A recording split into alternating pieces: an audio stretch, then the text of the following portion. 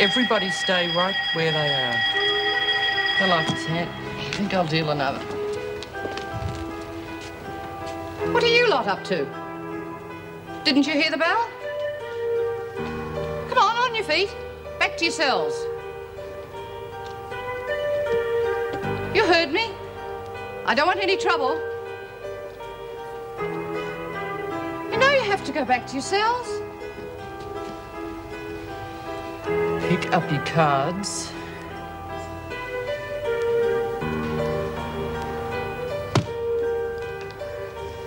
Sit down. All of you. Your last chance. I'll have to report you. All right, girls, I think we're ready now, aren't we?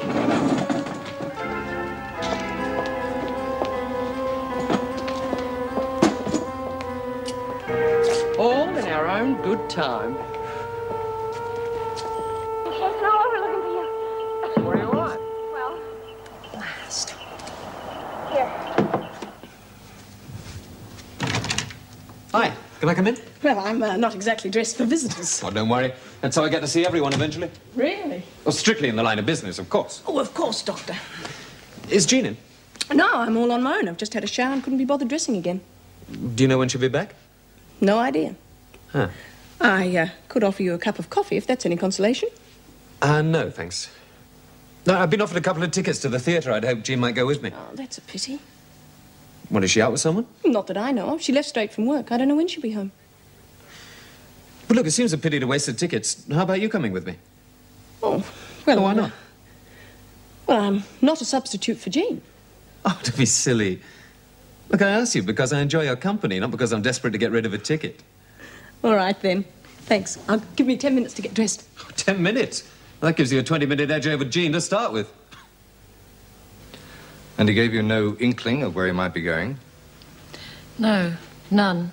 Well, just think, Miss Bennett, in the period of time that you've known Lucas, did he at any stage ever mention a place, perhaps interstate, where he might go if things got difficult for him here? Look, I don't think so. Please, I'm so tired. I'm sorry, Miss Bennett, we do need to get a statement. Couldn't I come to the station in the morning? I'd be thinking so much clearer. All right. We're not getting very far here anyway. We'll leave it till the morning. Thank you. Now, ask for me. Yes, I will. We'll see you then.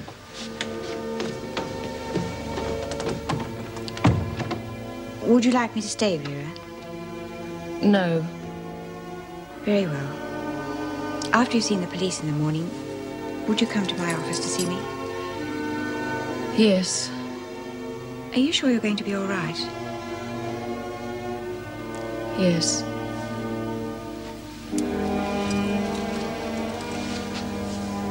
Go to bed and get a good night's sleep. Good night.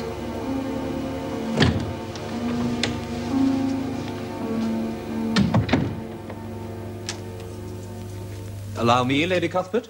Thank you, Lord Pontwhistle. Oh, it's a smashing play, though, wasn't it? Yeah, it was good. And I love the costumes. Jean's still not home? No, it doesn't look like it. Hey, do you like a cup of coffee? Oh, yes, please. Have you seen much of Steve lately? Me? I mean, has he been calling in on Jean a lot? Well, I'm not sure. Hey, I do have my own life to lead, you know. Yes, of course. And as she'll be leaving soon, I don't suppose either you or Steve will be seeing that much of her. No. Not that I probably would have got too involved with her. Bit flighty, isn't she? Oh, I don't know. Yes, you do, but you're too loyal to say so. You're a good friend, Meg. Thanks. Look, I don't think I'll have that coffee. I'm a bit tired. I think I'll be pushing off. Oh, all right then. Thanks for coming with me. Oh, thank you for a lovely evening.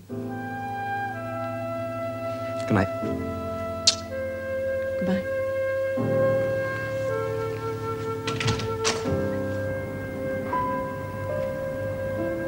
Oh, we've hardly got any. Well, just give us what you've got and stop whinging. We weren't allowed to go to the last buy-up, Monty. We had to ask Karen to get us some, and she didn't get many. Well, tough. You just have to do without, won't you? Well, come on, I haven't got all day. I don't see why we have to give all our fags to you. Because you'll get your heads bashed in if you don't. That good enough reason? Oh, Monty.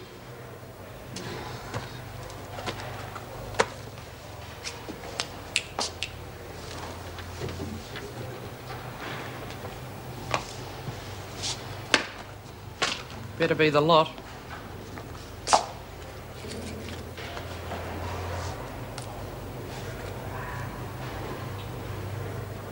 Don't say I never give you nothing. That rotten bitch. Oh, that's mine. You threw it away. That's all I got till the next buy-up. That bloody Monty, she's worse than Nolene. We've got to do something about her. Karen might know what to do. She's smart. Well, what do you think we should do? Well, we could always mutiny like they do in the films. And just how far do you think you'd get when the chips were down? Oh, how do you mean? Well, I was the only one who stood up against Monica in the recreation room last night. Oh, yeah, well... Well, I was going to stand up, love, but Monty said to go. Yeah, so was I. I was really going to tell Monty where to get off, bossing everybody around. Like you did a few minutes ago when she took your cigarettes?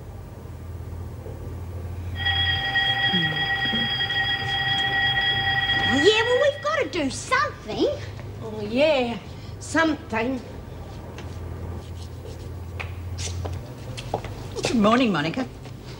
Well, I must say, you're the first person who's pleased to see me this morning. Why shouldn't I be pleased? Because I'm collected. My price for protection is a packet of fags. Oh, that's no problem. Here. Oh, classy, Joe. Have one of these. Don't mind if I do.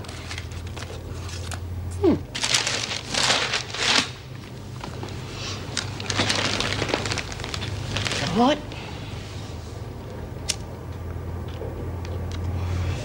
What are you going to do while you're in here? I don't really know. Do you know, I'm not even certain how long I'll be on remand before my trial. I thought you'd be out and bail by now. My so-called friends didn't want to know about it. Typical. Yes, do you know that even though I made a full confession and told them exactly how much I'd taken, they have auditors going over the books for the last 5 years. Not a very trustful lot. No, at least I thought they'd take my word for it. I mean, if one goes to the trouble of embezzling over $250,000, one is hardly likely to cover up for a few dollars or so. I kept excellent records of every cent I'd taken. You know, Claire, I reckon you got now. I mean, $250,000. I mean, most people can't get that with a gun, and you did it with a pen. Yes, well, I am a businesswoman. Yeah, well, so am I. Oh? Yeah, I've got a little shop, milk bar down on the beachfront. Really? Have you got a good turnover? Oh, yeah, man, me and Fred, a really profitable little business. Well, one of the girls from here's running it now with her husband. I get me percentage every month. What do you do with it? Stick it in a building society. Get really good interest. Well, you could get more from stocks and shares. You know about that sort of thing? If you ever decide to invest your money, I'd be only too happy to give you some advice. You know that you could double your money, even triple it. No kidding. Well, listen, what's the... Ferguson, you should be at work. We are discussing business. Get going. So we'll talk about it later, okay? Of course.